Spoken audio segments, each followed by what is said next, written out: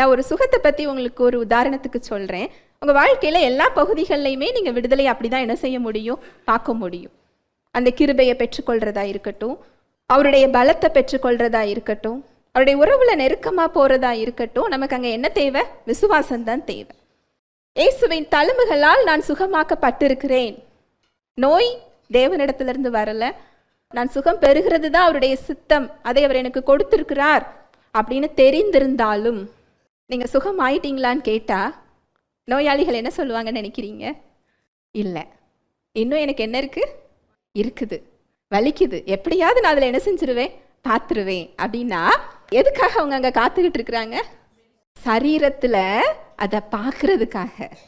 அவங்க உணர்வுகள் மாறி நீ சுகமாயிட்டன்னு அவங்க என்ன சொல்லணும். அந்த உணர்வுகளை நாம் நம்புகிறோம்.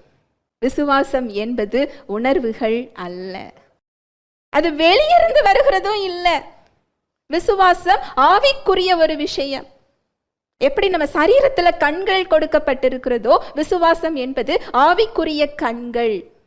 அது உங்களுக்கு உள்ள இருந்து உங்களை உறுதிப்படுத்துகிற ஒரு விஷயம். அது உணர்ச்சிகளுக்கு அப்பாற்பட்டது. நீங்க உணர்ந்தாலும் உணரவில்லை என்றாலும் அந்த சுகம் அதில் இருக்கிறது. நீங்க உணர்ந்தாலும் உணரவில்லை என்றாலும் பரிசுத்தம் உங்களுக்குள் இருக்கிறது. நீங்க உணர்ந்தாலும் உங்க உணர்ச்சிகள் உங்களுக்கு அதை சொல்லவில்லை என்றாலும் வெற்றியில தான் நீங்க என்ன செஞ்சுட்டு இருக்கிறீங்க, நிற்கிறீங்க.